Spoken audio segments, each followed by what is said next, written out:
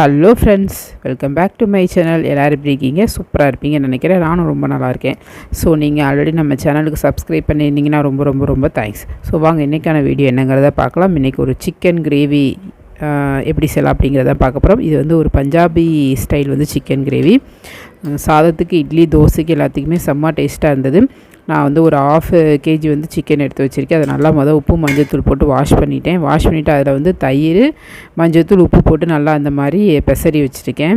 So அந்த தயிர், மஞ்சள்தூள் போட்ட வீடியோ வந்து எடுக்க மறந்தாச்சு. அதனால தான் இப்போ உப்பு போட்டு நல்லா கிளறி வச்சுட்ருக்கேன். ஸோ இந்த மாதிரி நல்லா கிளட்டி ஃப்ரிட்ஜில் ஒரு மணி நேரம் 2 மணி நேரம் வச்சுருங்க. அப்போ சிக்கன் வந்து உங்களுக்கு நல்லா ஜூஸியாக கிடைக்கும். அதுக்கப்புறம் அடுப்பில் ஒரு பேன் வச்சுக்கோங்க. கொஞ்சமாக எண்ணெய் சேர்த்துக்கோங்க. எண்ணெய் சூடானதுக்கப்புறமா 1 ஸ்பூன் ஜீரகம் சேர்த்துக்கோங்க, 2 லவங்கம், ஒரு சின்ன துண்டு பட்டை, 2 ஏலக்காய், ஒரு பிரியாணி இலை. இதெல்லாம் நல்லா பொரியட்டும். நல்லா பொரிஞ்சதுக்கப்புறமா நீளமாக கட் பண்ண 2 மீடியம் சைஸ் வெங்காயம் சேர்த்துருக்கேன். நம்ம அரைக்க தான் போகிறோம், அதனால் வெங்காயத்தை வந்து குட்டி குட்டியாக கட் பண்ண அவசியம் இல்லை, பெருசாகவே நீங்கள் கட் பண்ணிக்கலாம். ஸோ வெங்காயம் வந்து கண்ணாடி பதம் வர வரைக்கும் வதங்கட்டும்.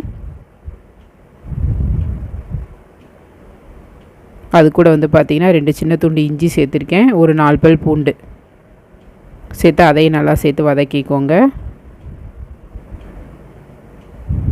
ஸோ வெங்காயம் நல்லா வதங்கினதுக்கப்புறமா அதில் வந்து 2 மீடியம் சைஸ் தக்காளி கட் பண்ணி சேர்த்துருக்கேன். அதையும் சேர்த்து வதக்கிக்கோங்க. ஒரு 1/4 ஸ்பூன் மஞ்சள்தூள் சேர்த்து வதக்குனிங்கன்னா தக்காளி சீக்கிரம் வதங்கிடும். ஸோ இதெல்லாம் நல்லா வதங்கினதுக்கப்புறமா தக்காளி நல்லா வதங்கினதுக்கப்புறமா அதை வந்து ஆற வச்சுருங்க. ஆற வச்சுட்டு மிக்ஸி ஜாரில் சேர்த்து நல்லா மைய பேஸ்ட்டு மாதிரி அரைச்சி தனியாக எடுத்து வச்சுக்கோங்க. இந்த அளவுக்கு நல்லா பேஸ்ட்டாக அரைச்சிக்கோங்க. திரும்ப வேறு கடாயை வச்சுக்கோங்க. அதில் கொஞ்சமாக எண்ணெய் சேர்த்துக்கோங்க. எண்ணெய் சூடானதுக்கப்புறமா சோம்பு மட்டும் சேர்த்துக்கோங்க. சோம்பு நல்லா புரிஞ்சதுக்கப்புறமா ஒரு வெங்காயம் சேர்த்துருக்கேனால நீளமாக கட் பண்ண வெங்காயம் நல்லா வதங்கட்டும். வெங்காயம் கண்ணாடி பதம் வரைக்கும் வதங்கட்டும். வெங்காயம் கண்ணாடி பதம் வரைக்கும் வதங்கினதுக்கப்புறமா நம்ம அரைச்சி வச்சோம் இல்லையா, அந்த பேஸ்ட்டை சேர்த்துக்கோங்க. சேர்த்துட்டு நல்லா வதக்கி விட்ருங்க. வெங்காயமும் நம்ம சேர்த்த பேஸ்ட்டும் நல்லா கலந்து வரணும். அந்த அளவுக்கு மீடியம் ஃப்ளேமில் வச்சு நல்லா கலந்து விட்டுக்கோங்க.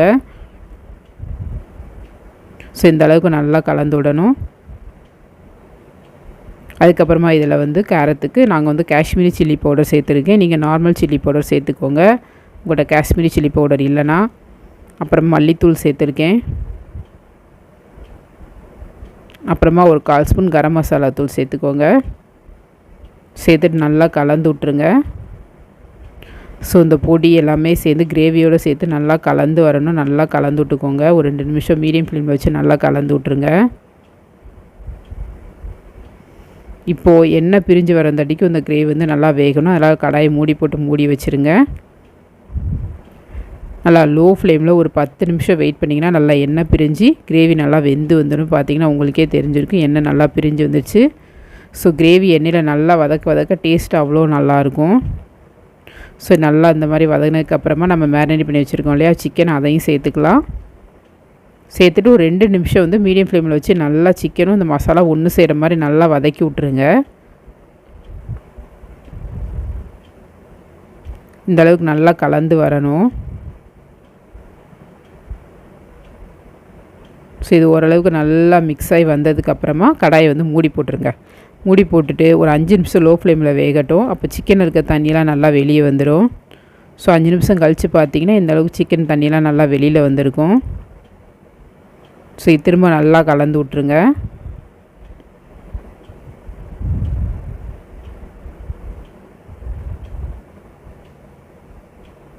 நல்லா கலந்து விட்டுட்டு சிக்கன் வேகிற அளவுக்கு தண்ணி சேர்த்துக்கோங்க. தண்ணி சேர்த்துட்டு நல்லா கலந்து விட்ருங்க.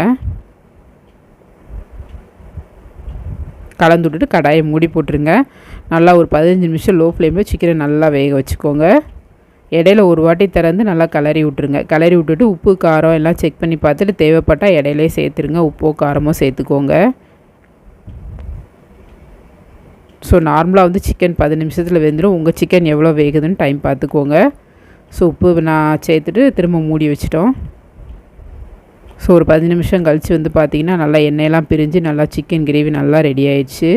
தண்ணியாக வேணால் நீங்கள் இந்த ஸ்டேஜில் சிக்கன் வெந்துருந்துச்சுன்னா இதோடு இறக்கிக்கலாம். இல்லை கொஞ்சம் கட்டியாக வேணால் கொஞ்சம் கட்டி போடுறதுக்காக அப்படியே அடுப்பு திறந்து மணிக்க வச்சுருங்க மூடாமல்.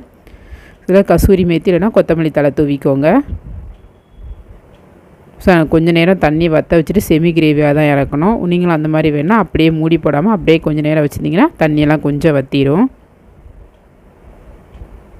ஸோ அவ்வளோதான், ஒரு சூப்பரான சிக்கன் கிரேவி ரெடி ஆச்சு. இது வந்து Punjabi style chicken gravy. So இந்த வெங்காயம் தக்காளியெல்லாம் அரைச்சி சேர்த்தனால டேஸ்ட் வந்து பக்காவாக இருந்துச்சு. சாதம், இட்லி, தோசை, சப்பாத்தி, பூரி எல்லாத்துக்குமே செம்ம டேஸ்ட்டாக இருக்கும். ஸோ மறக்காம ஒரு தடவை ட்ரை பண்ணி பாருங்கள். வீடியோ பிடிச்சிருந்தா மறக்காம சேனலை சப்ஸ்கிரைப் பண்ணிடுங்க. தேங்க்ஸ் ஃபார் வாட்சிங். டாடா படா.